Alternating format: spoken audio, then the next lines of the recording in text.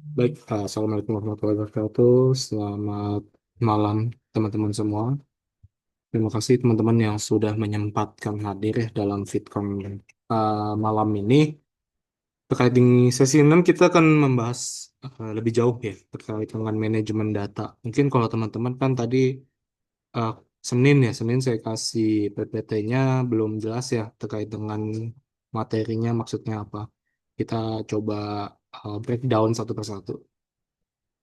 Ya, jadi tujuan pembelajarannya kita eh, yang pasti teman-teman bisa ataupun mampu ya menjelaskan terkait dengan manajemen data apabila nanti ditanya oleh orang lain gitu.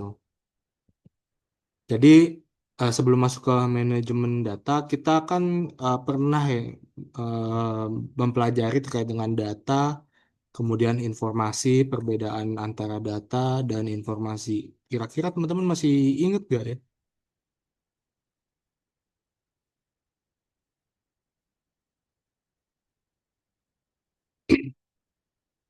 Apa beda kelas ya saya ngajar ya. Jadi saya coba refresh dulu ya terkait dengan data dan informasi perbedaannya ya. Jadi informasi ini adalah suatu deskriptif ya terkait dengan data suatu kumpulan eh, ya yang berupa angka di mana informasi ini bisa menjadi fundamental untuk pengambilan keputusan dan memahami permasalahan atau situasi. Nah, kalau di data kan itu belum bisa disebut sebagai informasi gitu ya teman-teman ya. Jadi kalau data dijadikan suatu uh, alat untuk ibaratnya mengambil keputusan itu adalah salah besar ya teman-teman ya. Jadi data itu nantinya perlu diolah dulu untuk menjadi suatu informasi agar bisa menjadi diambillah keputusannya karena data itu kan nggak bisa kita pahami kalau tidak diolah dengan baik. Makanya ada yang namanya garbage in, garbage out, di mana data yang tidak jelas, maka hasilnya akan menjadi sampah gitu. Ibaratnya Kalau data harga sampah yang masuk, maka akan beras menjadi maka data perlu sampah ada yang keluar gitu ya teman-teman ya. Sedangkan kalau teman-teman eh, apa ya pernah belajar terkait dengan ataupun pernah mendapatkan informasi ya terkait dengan data is a new oil, ya benar data is a new oil untuk orang-orang yang paham terkait dengan apa fungsi dari data tersebut. Jadi kalau misalkan ada data kebocoran terkait dengan data apa ya, misalkan ya eh, data ijazah ya gitu ya teman-teman ya. Nah, bagi sebagian orang mungkin belum memahami apa fungsi data ijazah yang bocor tersebut gitu. Tapi untuk orang-orang yang ibaratnya berada di pekerjaan misalkan Kemendikti ataupun Kemendikbud, nah nomor ijazah itu bisa disalahgunakan. Nah, itulah yang menjadi suatu informasi. Kira seperti itu ya. Jadi data itu belum tentu penting gitu kalau saya bilang. Nah, di manajemen data ini kita bisa em, merujuk dari segala hal sebenarnya ya teman-teman ya. Dari pembuatan, penyimpanan, pengiriman, pemeliharaan, pengamanan, hingga bagaimana kita mempensiunkan. Nah, pensiunkan data ini kalau di dalam IT disebut adalah penghancuran atau menghancurkan data gitu ya teman-teman ya. Bukan mempensiunkan dalam arti manusia yang mempensiunkan seperti itu. Tapi bagaimana data itu dimusnahkan atau dihancurkan setelah tidak digunakan kembali. Itu ya teman-teman ya. Jadi eh, di data tersimpan itu kan biasanya bentuknya banyak ya. Ada file berkas, macam-macam ada tipenya CSV, doc, Excel dan lain-lain macam itu ada cukup banyak ya. Nah, dari file tersebut kan biasanya disimpan juga nih datanya. Kayak misalkan upload file, kemudian nanti dari data yang ada di file itu disimpanlah ke dalam database. Nah, di database itu dilakukan manajemen data yang fungsinya adalah untuk kita mengatur ataupun ya membuat konsistensi dalam hal format data dan lain-lain gitu ya. Kalau yang tadi filenya macam-macam, ada PDF, ada Word, ada Excel. Tapi ketika masuk ke dalam database, jadi satu teman-teman. Nggak ada tuh namanya format file lagi gitu ya. Kemudian di data dalam database juga disimpan dalam satu atau beberapa file. Nah ini juga bisa ya sebenarnya. Nah, dalam hal manajemen data, ketika kita memanfaatkan database, itu biasanya disebut sebagai database management system gitu ya teman-teman ya. Bagaimana caranya kita membuat suatu parameter ataupun fungsi-fungsi di dalam database gitu. Kayak misalkan kita ingin melihat data berdasarkan filter yang telah kita terapkan. Maka sebenarnya kita sudah menggunakan database management gitu ya. Tapi kalau untuk sistemnya itu adalah front end ataupun aplikasi yang kita gunakan untuk menyimpan database gitu ya teman-teman ya. Kemudian dalam hal manajemen data, ini merupakan bagian dari sumber daya informasi yang dilakukan manajemen di mana kita perlu memastikan bahwa data itu akurat, up to date, aman, dan tersedia gitu ya teman-teman ya. Jadi data itu tentunya harus akurat karena ketika data tersebut tidak akurat, misalkan ya dalam kecamatan kota Depok, kemudian di database nasional ternyata ada perubahan gitu, orang tersebut sudah meninggal. Nah, ketika orang tersebut sudah meninggal, maka dapat dipastikan data tersebut sudah tidak akurat, yang bisa menyebabkan kerugian terhadap negara ataupun pemerintah gitu ya teman-teman. Kayak misalkan BPJS terus dibayarkan. Kemudian misalkan BLT, bantuan langsung tunai yang terus dibayarkan gitu ya. Nah, itu menyebabkan eh, manajemen itu jadi bisa dikatakan tidak akurat ya datanya. Nah, makanya kita perlu melakukan up to date pemutakhiran data. Nah, biasanya kan kita sering tuh dikirimin survei oleh BPS, Badan Pusat Statistik.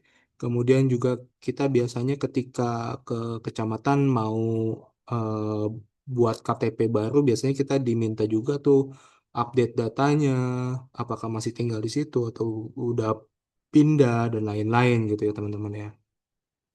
Selain itu, data tersebut juga harus diamankan. Jangan sampai data tersebut ibaratnya tuh telanjang gitu ya teman-teman. Telanjang dalam artian tuh tidak diamankan. Karena kalau dalam eh, dunia IT, data itu ada dua tipe ya, yang aman atau tidak gitu ya teman. Saya coba kasih gambaran terlebih dahulu ya, biar teman-teman memahami. Oke, kok nggak bisa?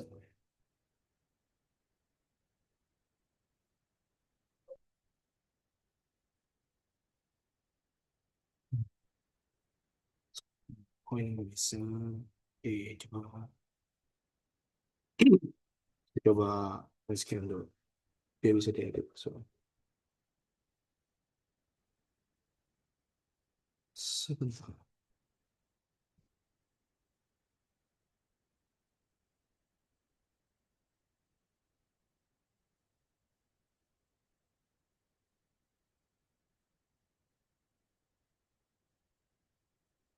Oke, tadi kita sudah sampai data ya, yang ini ya. Oke. Aman nih, teman-teman ya. Nanti sebenarnya sih nanti ada slide yang mendeskripsikan ya. Jadi data itu bisa dikatakan aman jika misalkan dari eh, tanggal lahir, jangan tanggal lahir deh, NIK. NIK itu kan depannya tiga, dua bla bla bla kosong kosong bla bla bla. Nah, ini ketika data ini bisa dilihat oleh orang lain, maka bisa dikatakan data ini belum aman ya atau data telanjang ya. Namun ketika masuk ke database seharusnya NIK itu dienkripsi misalkan jadi 32 bintang A, kemudian dolar, simbol apa gitu ya. Jadi seharusnya data tersebut seperti ini ya teman-teman ya. Bagaimana caranya kita menyembunyikan data yang sensitif karena KTP itu kan sebenarnya yang sensitif itu di NIK-nya. Ketika NIK-nya ini tidak diketahui oleh orang lain, maka data kita sebenarnya nggak penting-penting banget kalau misalkan bukan nggak penting sih ya. Jadi data kita tuh kayak nggak bisa dicari gitu, karena kan NIK-nya nggak ada gitu, beda. Nah itu yang harus diamankan sebenarnya. Selain itu tersedia bagi pemakai, nah ini bisa dikatakan harus availability-nya tinggi gitu ya teman-teman ya. Jadi 24/7 harus eh, ber- bisa digunakan kapan saja dan dimanapun gitu. Ini yang perlu digarisbawahi juga. Biasanya ini disebut dengan service level agreement, SLA itu. Kita masuk ke dalam kegiatan manajemen data ya teman-teman ya. Jadi kalau kita tadi sudah mengetahui perbedaannya, kemudian eh, perlu melakukan apa saja. Nah, di sini kegiatan manajemen data kita harus biasanya sudah melakukan apa aja sih? Di sini kan pastinya teman-teman lakukan pengumpulan data ya. Data yang dikumpulkan mungkin ada berbagai macam file, ya, CSV, Word, DR. Nah, data-data ini teman-teman simpan ke dalam database gitu ya teman-teman ya. Dicatat dalam suatu formulir atau di input bagi sistem. Nah, ini yang disebut dengan pengumpulan data. Kemudian masuk ke dalam integritas dan pengujian. Data tersebut kita periksa untuk meyakinkan konsistensi dan akurasi berdasarkan suatu peraturan dan kendala yang telah ditentukan sebelumnya. Nah, ini adalah mengatur atau memanage parameter database ya, database. Nah, kayak misalkan NIK. NIK itu kan angka ya. Nah, bentuknya apa? Misalkan integer atau float atau lain-lain dan lain-lain. Ini perlu ditentukan gitu ya teman-teman ya. Karena hal ini bisa mempengaruhi suatu data tersebut. Kalau float kan berarti di belakang titik itu ada di belakang ada dua angka di belakang koma gitu ya. Kalau integer itu kan nggak bisa angka nol paling depan gitu. Nah itu perlu diperhatikan parameter-parameternya. Jadi namanya integritas dan pengujian. Nah, kemudian disimpan. Bagaimana disimpannya? Apakah disimpan di dalam USB? Apakah di dalam DVD, VCD? Kalau piringan magnetik ya teman-teman sudah tahu lah ya. DVD atau VCD ya mungkin sekarang sudah jarang ya. Kemudian pita magnetik nih yang biasanya digunakan di dalam tape tape decoder ya. Biasanya di mobil-mobil jadul nih ada tape decoder. Kemudian di pemeliharaan data baru bisa ditambahkan, diubah dan tidak lagi dan data yang tidak lagi diperlukan dihapus. Ini adalah pemusnahan gitu ya teman-teman. Pemusnahan. Kayak misalkan ketika ada orang WNA, ini ada kasus ya studi kasus tuh itu di salah satu hotel itu. Ada seorang sekelompok WNA itu ingin menginap di salah satu hotel. Kemudian WNA tersebut sebelum menginap diminta pasportnya gitu ya. Nah, kemudian si WNA tersebut bertanya, paspor kami disimpan berapa lama? Gitu ya teman-teman ya. Karena di beberapa negara itu sudah menerapkan pemusnahan data gitu ya teman-teman. Jadi ketika data yang kita berikan ke pihak ketiga itu harus memiliki standar retensi. Kalau di bank tuh retensi. Jadi berapa lama data tersebut akan disimpan untuk dipergunakan gitu ya. Ketika misalkan tidak ada, maka otomatis WNA ini akan pergi, nggak menginap gitu ya teman-teman ya. Nah, ini yang menyebabkan hotel itu rata-rata sulit mendapatkan pelanggan dari WNA gitu ya teman-teman ya. Nah, makanya hal pertama yang harus dilakukan hotel adalah membuat aturan SOP terkait dengan penghapusan data atau pemusnahan. Meskipun kita sudah ada UU PDP, pelindungan data pribadi, tapi itu tidak belum spesifik berapa lama ya waktu data tersebut harus dimusnahkan setelah disimpan oleh kita. Nah, selain itu kita juga perlu melakukan keamanannya, seperti yang tadi ya, data yang telanjang atau data yang eh, diamankan. Diamankan itu berarti menggunakan kriptografi gitu ya teman-teman ya.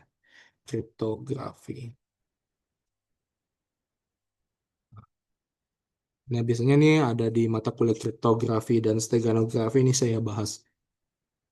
Nah, kriptografi ini adalah seni dalam hal menyimpan data gitu ya teman-teman ya.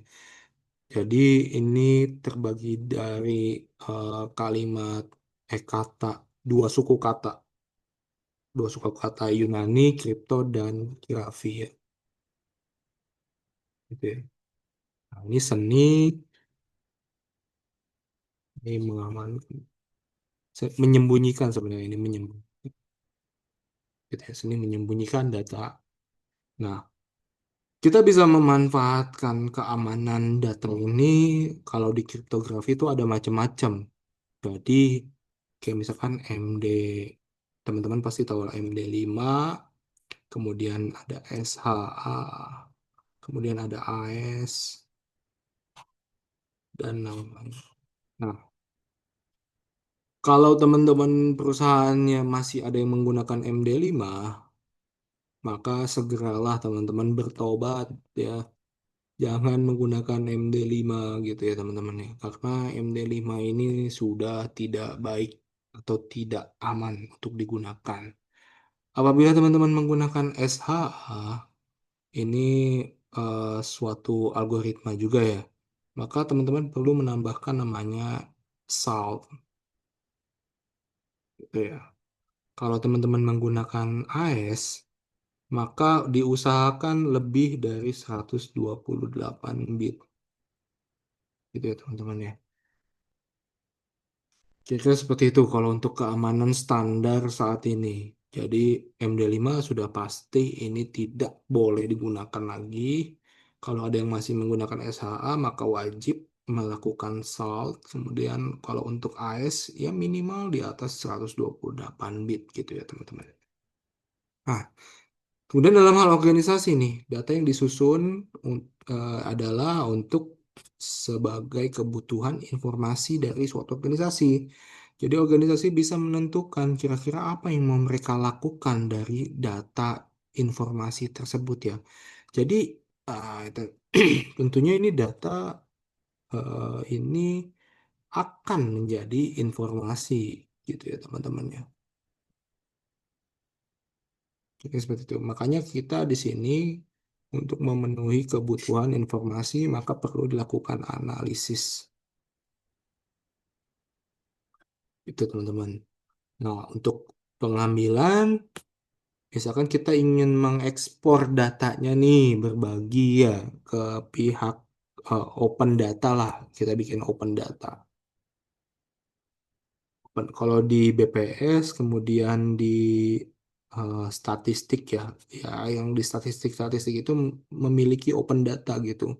Data yang tersedia bagi pemakai, kemudian kalau di pemerintahan itu eh, Kemendagri yang menyimpan data KTP itu perlu 24/7 harus menyediakan datanya gitu ya teman-teman ya.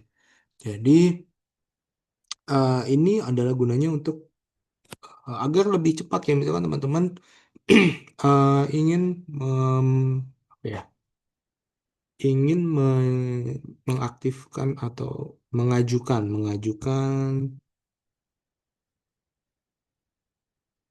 kartu kredit lah yang paling simpel ya.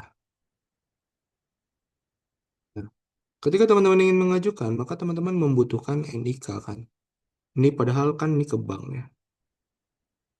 Ketika membutuhkan NIK, maka perlu mengambil data dari Kemendagri. Nah, hal ini sangat eh, berkaitan ya teman-teman ya. Ketika NIK tidak bisa diakses di Kemendagri, maka otomatis pengajuan kartu kreditnya akan tertunda gitu. Dan bank tidak mendapatkan pemasukan gitu ya, pemasukan gitu. Oke, seperti itu. Jadi akan sangat eh, sangat efek domino side efeknya tinggi sih. Nah, di konsep database, intinya di sini perlu teman-teman ingat adalah database itu ada merupakan wadah dalam penyimpanan data ya. Jadi tentunya di sini ada sekumpulan data gitu ya, yang dimana memiliki hubungan atau relasi orang dalam lah, merepresentasikan suatu organisasi dan tersimpan dalam media penyimpanan eksternal. Di dalam database juga terdapat himpunan kelompok data. Himpunan kelompok data ini bisa disebutnya arsip ya. Iya, relational database juga bisa sih. Saling berhubungan dan diorganisasikan sedemikian rupa agar kelak dapat dimanfaatkan kembali dengan cepat dan mudah. Biasanya ini menggunakan query yang sudah banyak digunakan gitu ya teman-teman ya. Jadi untuk mengambil data yang cepat, query tersebut disimpan dan dipergunakan untuk di kemudian hari gitu. Lalu, kumpulan data yang saling berhubungan yang disimpan secara bersama sedemikian rupa dan tanpa pengulangan atau redundansi yang tidak perlu gitu ya. Jadi biasanya yang redundan dan tidak apa tidak memiliki relasi ini biasanya dihapus gitu ya seharusnya. Nah, tujuannya tentunya kita menghindari pengulangan data atau redundansi, duplikasi gitu ya. Yang paling gampang sih duplikasi data. Selain itu, kita mencapai independensi data, di mana kemampuan untuk membuat perubahan dalam struktur data ini, kita tidak perlu membuat perubahan pada programnya gitu ya, memproses datanya. Ya, intinya kita bisa merubah struktur data tanpa membuat perubahan pada program. Nah, ini tadi yang sempat saya bilang ya, menggunakan query. Itu ya kayak update, kemudian NIK, bla bla bla, from, bla bla bla gitu ya teman-teman ya. Itu adalah query. Nah, dalam hal menunjang database management system, tentunya kita membutuhkan suatu perangkat lunak ya teman-teman ya untuk memanage database ataupun datanya. Nah, di sini database yang paling sering digunakan adalah SQL ya, Structured Query Language atau Query by Example dari IBM dan Oracle gitu ya teman-teman ya. Tapi biasanya eh, yang paling sering digunakan oleh tim IT adalah Postgre, SQL, kemudian em, apa lagi ya? Cukup banyak sih sebenarnya ya. Microsoft Database juga ada sih.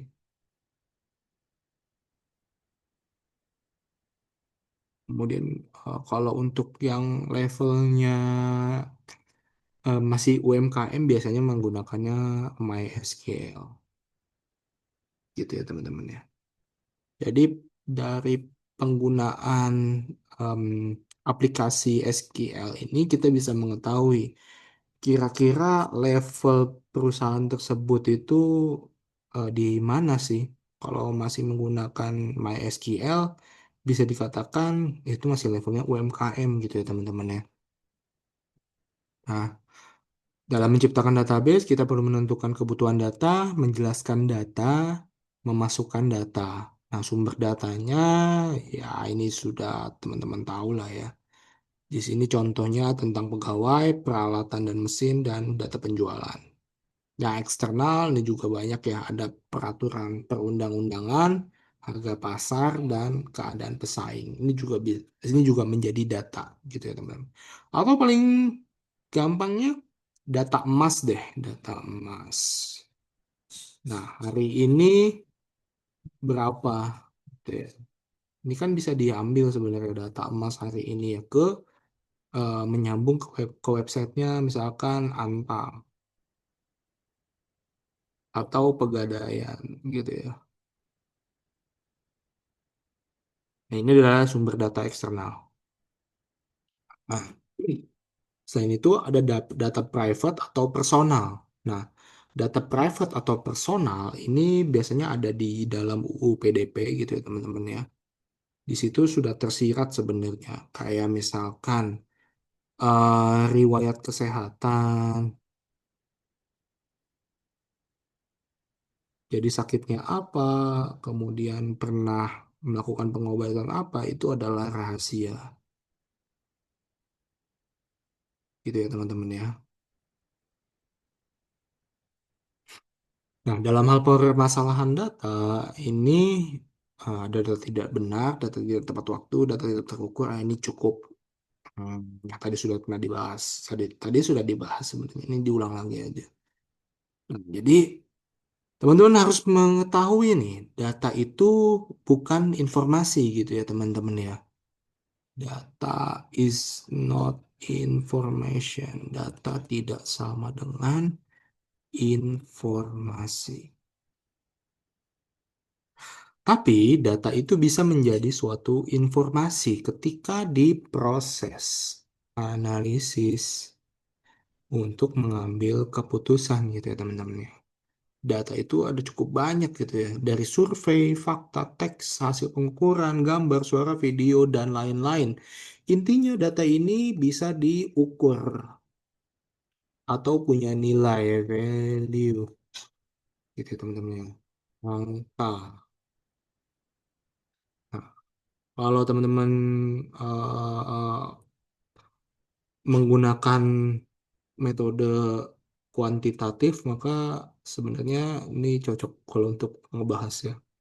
Tapi kalau kualitatif, biasanya menggunakan data itu untuk menyempurnakan hasilnya gitu ya. Jadi kayak datanya ini kan masih bentuknya raw ya, kumpulan datanya. Kemudian teman-teman membuat suatu kalimat, paragraf, narasi deskriptif untuk menjelaskan kalau data ini adalah suatu informasi apa yang nantinya diperlukan atau memprediksi sesuatu gitu. Nah, ini database adalah kumpulan data yang terorganisir menggunakan hubungan ataupun relasi. Hmm. Di dalam data juga terdapat namanya metadata, teman-teman ya. Metadata ini data yang mendeskripsikan data lain. Biasanya ada di website ya. Di dalam suatu website ada namanya metadata. Nah, metadata ini eh, sebenarnya banyak sih kayak di tulisan skripsi juga biasanya ada di footnote gitu ya. Skripsi atau TA, footnote. Intinya sih dia menjelaskan data tersebut berdasarkan referensi yang mana gitu ya. Kemudian dijelaskan juga informasinya terkait dengan apa. Itu juga bisa sebagai metadata ya.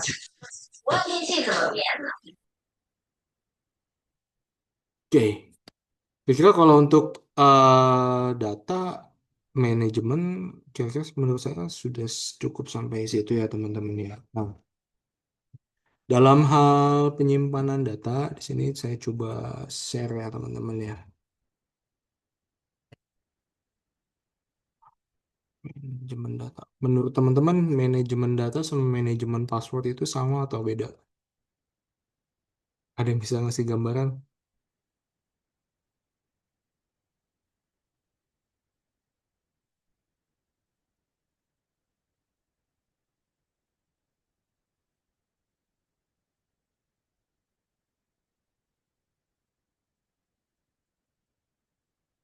Oke, ini nggak ada yang ngejawab ya. Ya udah coba saya share ya. Sini kita sambil belajar teman-teman ya.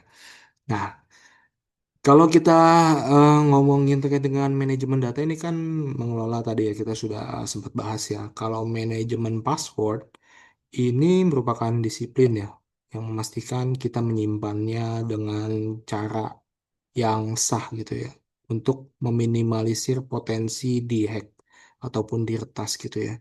Jadi kita ibaratnya tuh melakukan uh, update password misalkan 3 bulan sekali, 6 bulan sekali gitu ya.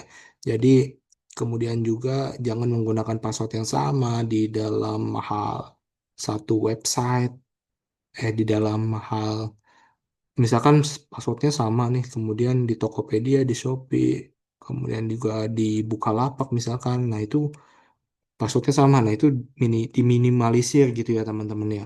Kalau saya biasanya menggunakan namanya password management gitu nih. Di sini ibaratnya tuh kita bisa menyimpan password kita untuk kegiatan apapun gitu ya. Jadi cukup banyak aplikasi yang bisa disimpan ataupun website gitu. Di HP juga sebenarnya ada password management. Kalau teman-teman nanya password management apa yang bagus itu tergantung teman-teman ya dari penggunaannya. Tapi kalau untuk menggunakan password management, saya rasa pilihlah yang bijak ya teman-teman ya. Jadi jangan teman-teman menyimpan password di browser. Karena kan kita nggak tahu nih, misalkan laptop kita dicuri ataupun eh, kemudian laptop kita dipinjam sama orang lain. Nah, otomatis kan seluruh password kita tuh ada di browser ya. Yang ini biasanya yang ada di Google Password Manager nih. Ketika semuanya ada di browser, berarti ibaratnya tuh data kita sudah telanjang gitu. Semuanya sudah bisa didapatkan ketika ada orang yang menggunakan laptop kita. Nah, entah kan kita nggak tahu juga apakah orang itu yang kita berikan pinjaman laptop ini membuka Instagram kita, ataukah Facebook kita, atau hal-hal lain. Nah, itu yang perlu kita minimalisir penggunaannya dan memilih password manajemen apa yang baik gitu ya. Hmm. Dalam hal password manajemen ini juga cukup benar cukup banyak ya. Kayak misalkan ini ada sih sebenarnya nih. Teman-teman bisa milih sendiri ya. Nah, ini ada namanya Bitwarden. Nah, ini Bitwarden ya teman-teman ya.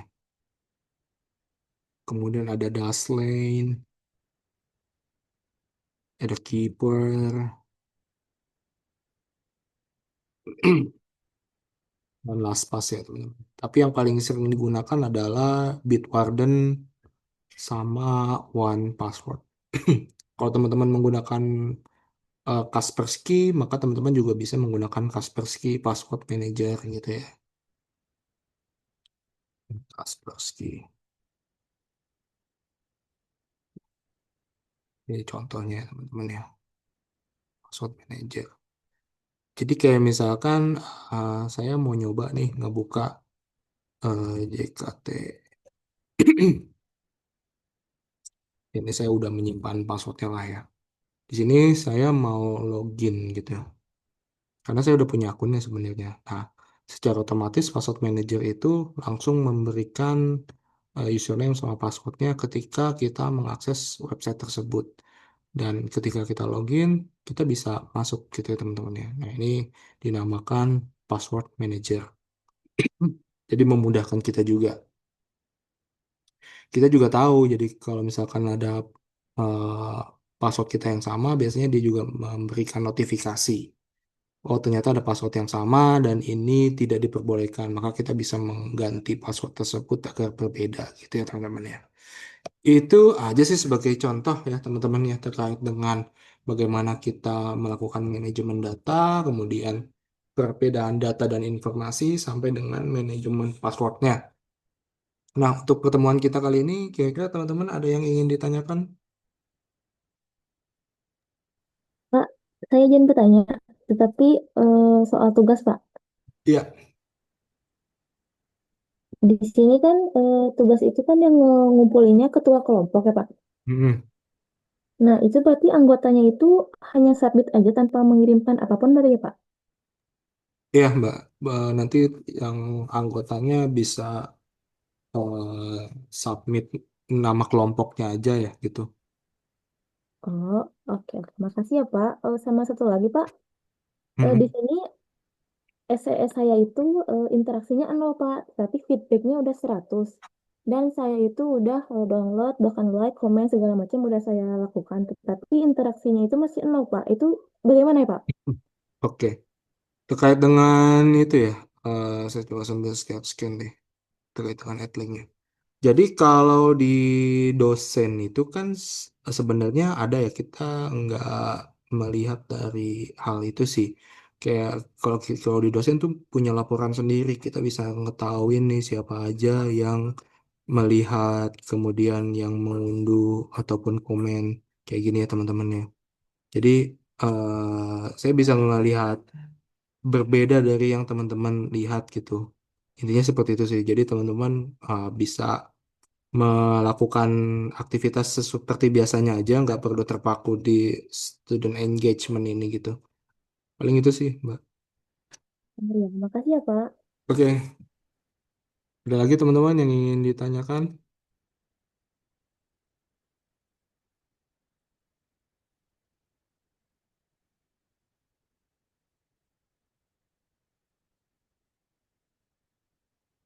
Tugas sudah aman ya? Sudah punya kelompok semua ya? Aman, Sudah, Pak. Pak. Sudah, Pak. Nah, soalnya kalau saya random dari Adlink nanti malah cuma berurutan doang kelompoknya. Kira seperti itu. Oke. Kalau tidak ada lagi, mungkin saya akhiri ya teman-teman ya. Semoga bisa dikumpulkan tugasnya tepat waktu. Karena tugas ini cukup lumayan ya nilainya dan perlu dikerjakan juga dengan serius. Jika seperti itu, saya akhiri. Wabillahi taufiq wal hidayah. Wassalamualaikum warahmatullahi wabarakatuh. Selamat malam teman-teman semua. Selamat istirahat. Waalaikumsalam Waalaikumsalam. warahmatullahi Waalaikumsalam. wabarakatuh. Terima kasih, Selamat Pak. malam, Pak. Terima kasih.